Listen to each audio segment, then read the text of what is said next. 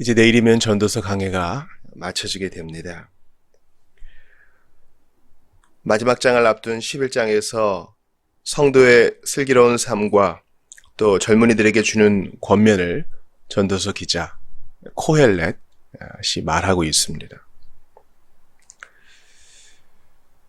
특별히 이제 11장 마지막은 이제 12장과 연결되어 있는데요. 장 구분이란 것이 영감된 것은 아니기 때문에 내용상으로는 12장과 연결되어 있다고 보겠습니다.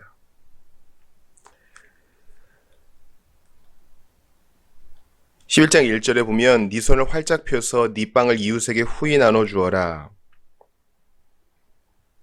라고 되어 있습니다.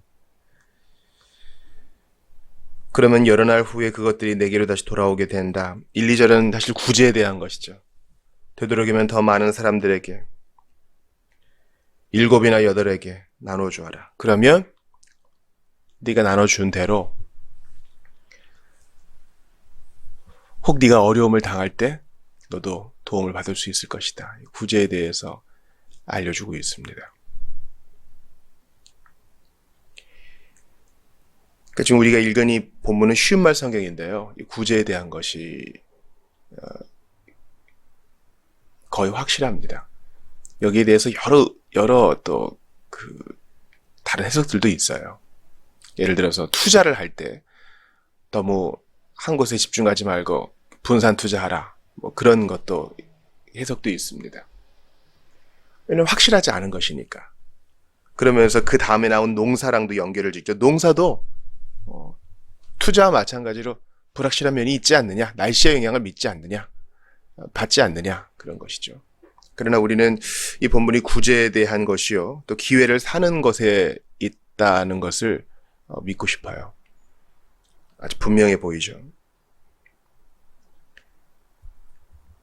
그래서 너에게 기회가 있을 때 힘써 구제하라.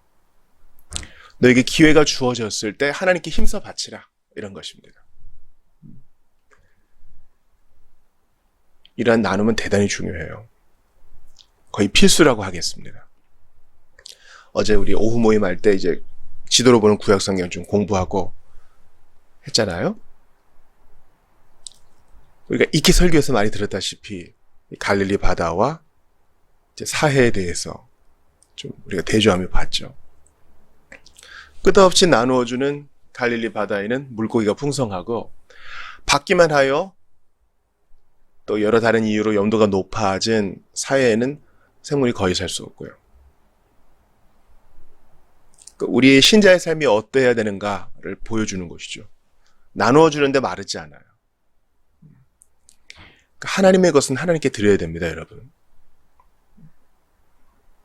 그리고 이웃에게 나눌 때에도 다른 기회가 있겠지 이렇게 미루어서도 안 돼요. 바로 그때 감동 줄 때 바로 그때 해야 됩니다. 그때. 설교자로서 저는 준비할 때요, 책을 보면서 준비할 수도 있지만 산책을 하거나 이동 중에 영감이 떠오르면 바로 적습니다. 그 영감이 지나가고 나중에 적지 하면 잊어요. 바로 그때 해야 돼요. 이건 구제와 나눔도 마찬가지입니다. 하나님이 어떤 나라에 대한 마음을 주시면 바로 그때 선교회를 통해서든 어떻게든 물질을 나누는 게 중요해요. 또 그 순간 기도하는 것도 중요해요. 우리가 돈만 나누는 게 중요한 게 아니라 그 순간 마음을 나누고. 어떤 반가운 사람을 만났습니다. 다음 만남을 기약하지 말고 오늘 내가 해줄 수 있는 최고의 축복을 빌어주는 거예요. 우리 주일에 만나는 형제와 자매도 마찬가지죠. 다음 주일에 만나요. 우리가 어떻게 기약하겠어요? 바로 지금 내가 해줄 수 있는 가장 좋은 걸 나누는 것입니다. 지금 내가 밥 한번 사고, 지금 내가 그를 위해 기도하고, 그에게 귀 기울여주고, 그러면 결국 주님은 그것을 상으로 갚아주신다는 거죠. 결국 그것이 내가 필요할 때 위로로 또 돌아온다는 겁니다. 그러니까 무슨 보험 들듯이 계산해서 그렇게 하라는 것이 아니라, 하나님은 우리의 나눔을 다 기억하셨다가 우리가 필요할 때 돌려주신다는 거. 후하게. 그걸 기억하면서 오늘 우리가 나누는 거 아까워하지 말자는 것입니다. 갈라디아서 6장에서 이런 얘기를 합니다. 6장 8절부터 10절 들어보세요. 자기의 육체를 위하여 심는 자는 육체로부터 썩어질 것을 거두고 성령을 위하여 심는 자는 성령으로부터 영생을 거두리라. 우리가 선을 행하되 낙심하지 말지니 포기하지 아니하면 때가 이름에 거두리라. 그러므로 우리는 기회 있는 대로 모든 이에게 착한 일을 하되 더욱 믿음의 가정들에게 할지니라. 더욱 믿음의 가정들에게. 성령을 위하여 심어야 한다. 자비교회도 직분자가 세워질 때가 됐거든요. 그래서 하나님께서 정말 우리에게 일꾼을 주시면 이 나눔을 위해 우리가 더 애쓰기를 원해요. 낙심하지 아니하며 선을 행하는 나눔의 공동체 되기를 원하는 것입니다. 또한 이 본문은요, 게으르지 말고 눈치만 보지 말고 상황에 매몰되지 말고 네 할 일을 부지런히 하라. 나중을 기약하지 말아라. 미루지 말아라. 이것을 또 얘기합니다. 3절 보세요. 구름에 물이 많이 끼면 비가 되어 땅 위에 쏟아지는 법이고 당연하죠. 나무가 쓰러질 때 남쪽으로 쓰러지든 북쪽으로 쓰러지든 그 나무는 쓰러진 그 자리에 그대로 놓여있는 법이다. 태풍이 오거나 지진이 나면 나무 쓰러지고 그게 자동적으로 일어나는 법은 없는 것이죠. 쓰러지는 건 쓰러지는 것이다. 또 바람이 어디로 불지 계속 눈치를 살피다가는 아예 씨를 뿌리지도 못하고 구름이 거치기를 마냥 기다리다가는 곡물 거두는 시기를 놓치고 마는 법이다. 다 핑계거리가 될 수 있는 것이죠. 오늘은 너무 해가 세서 열사병 걸릴까봐 못하고, 오늘은 바람이 너무 불어가지고 감기 걸릴까봐 못하고, 또 여기 본문에 나온 것처럼 아유 해봤자 또 태풍 불 테니 소용없는 짓이라 생각돼서 못하고 또 안 하고, 오늘 바람 방향이 좀 그런데 하다가 씨 뿌리는 시기를 놓치고, 구름이 거치면 하자 하다가 비에 옷이 젖을까 두려워하다가 추수의 시기를 놓치고. 본문이 말하는 게 뭔지 아시겠죠? 이걸 우리가 기회를 사자는 메시지로 받는 게 가장 좋아요. 다음에 해야지 구제를 미루다가 때를 놓쳐요. 내가 나눌 것도 없어지고 그 마음도 없어지고, 또 다음 기회가 있겠지 하고 손 놓고 있다가 게으름 피우고 있다가 씨 뿌릴 시기도 놓치고 가을 거지할 시기도 놓쳐요. 본문에 얘기하는 게 분명하죠. 네가 바람이 다니는 길 도무지 알지 못하고 아이를 뵌 여인의 뱃속에서 그 태아의 뼈들이 어떻게 형성되는지 전혀 알지 못하듯이 너는 세상 만물을 지으신 하나님께서 행하시는 일들을 하나도 알지 못한다. 하나도 모른대요. 태풍이 왜 부는 것이고, 바람은 왜 이쪽으로 부는 것이고, 오늘은 왜 비가 오는 것이고, 왜 누구는 잘 되고 누구는 안 되는 것처럼 보이는 것이고. 모르는 건 모르는 대로 납작 엎드려 하나님의 손에 맡기는 것입니다. 여러분, 제가 진짜 이해 못하는 거 있어요. 이게 새벽이니까 제가 허심탄회하게 말씀드릴게요.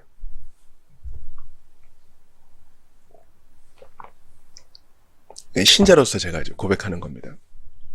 제가 이해하지 못하는 거, 첫 번째, 왜 나 같은 게 예수 믿었지?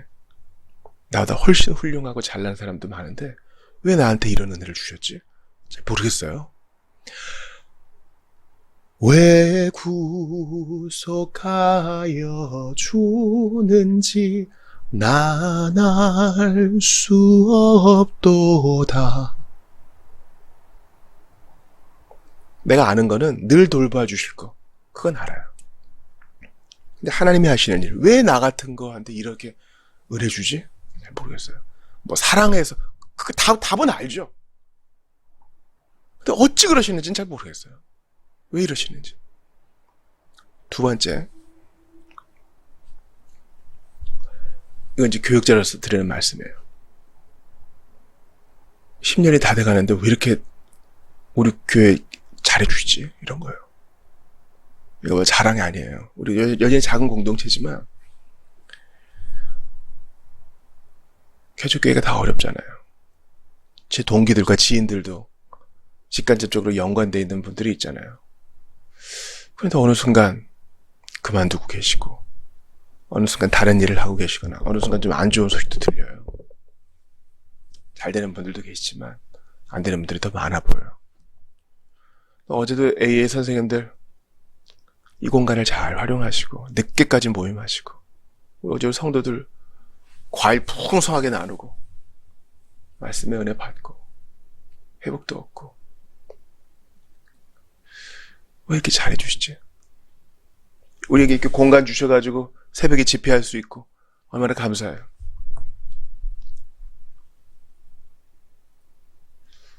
잘 모르겠어요. 하나님이 왜 이러시는지.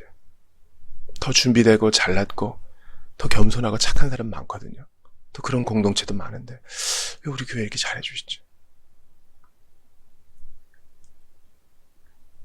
5절 말씀이 그 대답이에요. 뱃속에서 태아의 뼈들이 어떻게 형성되는지, 또 바람이 다니는 길을 네가 찾아보아도 알 수 없듯이 난 하나님이 하시는 일 하나도 알지 못한다. 이게 인생의 실존입니다. 우린 그래요. 우리 솔직히 무지해요. 그래 결론은 뭡니까? 너는 아침 일찍 일어나 정성껏 씨를 뿌리고 저녁에도 부지런히 손을 놀려 돌보아라. 어떤 씨앗이 잘 자랄는지, 이것이 잘 자랄지, 혹은 저것이 잘 자랄지, 아니면 둘 다 잘 자랄지 알 수 없기 때문이다. 구제도 그래요. 이 구제금이 또 이 기도가 어떻게 응답될지 모르지만 부지런히 하는 겁니다. 이 목회의 길도 그래요. 설교자로서 저는 부지런히 설교하고자 해요. 전도서 끝나면 다음 본문은 뭐 할까 연구합니다. 아유, 나 같은 게 무슨 학자도 아니고 매일 책 들여다보고 이게 뭐 하는 짓인가? 아니요. 말씀의 씨앗은 반드시 열매를 맺는다는 사실을 믿고 성령님 믿고 가는 거예요. 다음 본문 또 잡고 또 주석을 찾고 꾸벅꾸벅 졸면서 계속 말씀 보고 그런 겁니다. 믿음의 가족들에게 후원해요. 근데 뭐 감사하다는 얘기 하나 없어요. 그래도 하는 거예요. 어려운 처지에 있는 자들을 도와요. 어느 순간 안 보여요. 그래도 축복해 주는 거예요. 그게 우리가 할 일이에요. 그 일의 결국이 어떻게 될지 모르지만 부지런히 기회를 사는 거, 또 환경 탓하지 말고 그럼에도 불구하고 하는 거. 아, 물가가 오르고 다들 경제적으로 어렵다는데 무슨 나눔입니까? 우리 살기도 바쁜데. 아니요. 이럴 때일수록 더 나눔해야 돼요. 이때가 최고의 전도의 때라니까요. 해외 선교도 응원해야 되고 우리 캠퍼스 사역도 응원해야 되고 국내 미자리 교회도 돌봐야 되고 연말을 맞이해서 우리가 할 일 얼마나 많아요. 이때가 절호의 기회예요. 성도 여러분, 여러분들이 하시고자 하는 일들이 있었을 거예요. 기억하세요? 벌써 11월 둘째 주예요. 어떻게 하실 거예요? 지금이라도 시작하셔야 돼요. 연말이고 또 연초고 좋은 핑계잖아요. 다음부터. 또 1월 1일 되면 구정부터. 지금 해야 돼요. 신앙서적 한 권 읽지 못하고 올해를 마무리하셨다면 여러분 크게 회개하셔야 됩니다.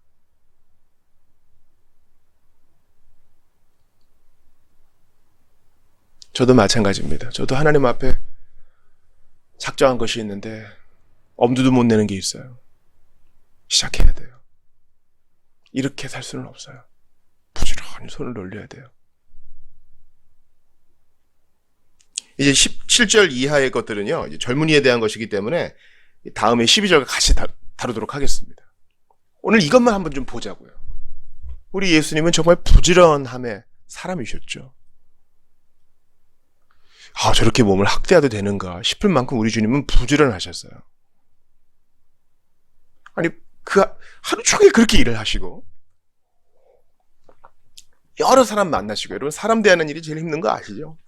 병자를 고쳐주시고 얘기 들어주시고 사람들이 이렇게 오해받으시고 오해 푸시고 말씀 전하시고. 여러분 옛날에는 설교 행위가 사람을 죽였어요. 무슨 말이냐면 이 마이크 시스템이 없기 때문에 육성으로 여러 사람에게 이 연설로 가르친다는 건요 보통 일 아니에요. 우리 예수님이 복 있는 자는 은혜가 나는 자는 복이 있나니. 이렇게 안 하셨을 거라고요. 만약에 때로 모임 오는데 샤우팅 하셨겠죠. 그게 여러분 사람을 얼마나 피곤하게 하는지 몰라요. 그런데도 아침 일찍 일어나시고 여명에 해 뜨기 전에 일어나서 어딘가 기도하시고 대아들은 자고 있을 때도 이미 활동하시고 뭐 제대로 끼니를 못 채우셨어도 기회를 타서 복음 전하시고 전도하시고 가르치시고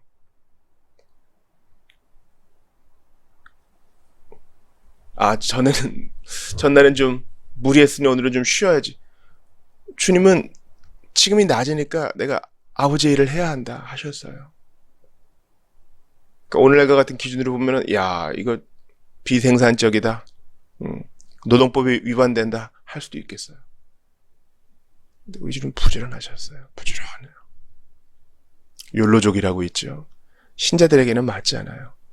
우리는 이번 한 번의 생만 사는 게 아니라 우리는 영생을 살 사람들이기 때문에 이 땅에 우리를 보내신 목적을 받들어서 부지런해야 돼요. 부지런해야 돼요. 신자의 특징은 부지런함이에요. 이 부지런함이 전전긍긍하면서 일 중독이 되란 말도 아닙니다, 여러분. 게으르지 말고 눈치만 보다가 시도조차 하지 못하는 어리석음을 보면 안 돼요. 점점 우리는 늙어가고요. 도전하고 싶은 열정도 사라지고 겁만 많아져요.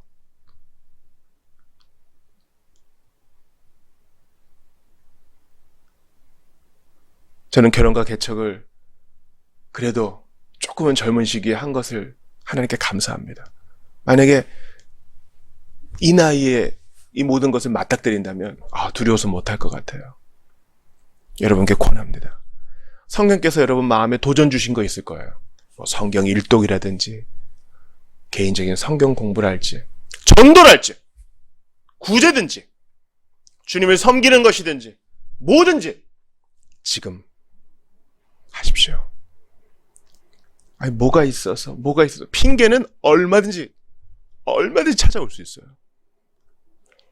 그러나 주께서 마음 주실 때 그때 받들어 순종해야 돼요. 오늘 내가 후원금을 보낼 사람이 있습니까? 위에서 기도해 줘야 될 사람이 있습니까? 내가 오늘 전화통화 한번 해줘야 될 사람이 있어요?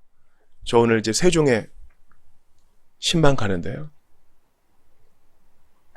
여러분들이 혹시 있는 자리에서 연락해서 방문해야 될 사람이 있어요? 지금 하세요. 부지런히 하세요. 이런 때가 또 올 거라고 감히 장담하지 마세요. 우리 예수님은 아마 자신의 때를 아셨던 것 같아요. 십자가로 가기까지 그분은 부지런히 갈릴리와 유대 땅을 다니시면서 선한 일을 하셨습니다. 우리도 그리해야 할 것입니다. 주여, 사시게 하는 날 동안에 게으르지 말고 눈치만 보지 말고 샘만 하다가 기회 날려버리지 말고 오직 오늘이라 불리는 때에 부지런히 주님의 일을 받들게 하소서. 주님의 귀에 섬기는 것도 마찬가지예요. 다음에 제대로 된 교회에서 해야지. 아니요. 지금 해야 돼요. 지금. 부지런히.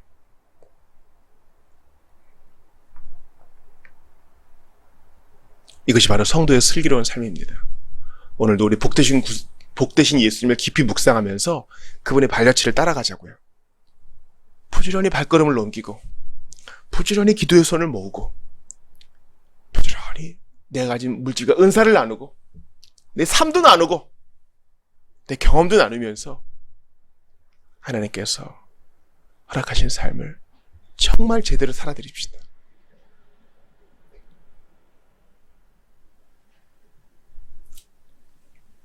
우리의 인생은요, 하루에 비유할 수 있어요. 인생 별거 아니에요. 나서 살다가 주님께 가는 겁니다. 하루도 별거 아니에요. 해가 뜨고 해가 집니다. 아침에 일어나 잠자리에 듭니다. 해가 있을 동안에, 활력이 있을 동안에, 정신이 깨어있을 동안에 모든 것을 주님께 드리는 마음으로 기회를 사서 부지런히 영원히 주의 일을 받들고 내게 주어진 일에 성실하며 사랑하는 여러분들 다 되시기를, 예수님의 발자취를 따르시기를 주의 이름으로 축원합니다.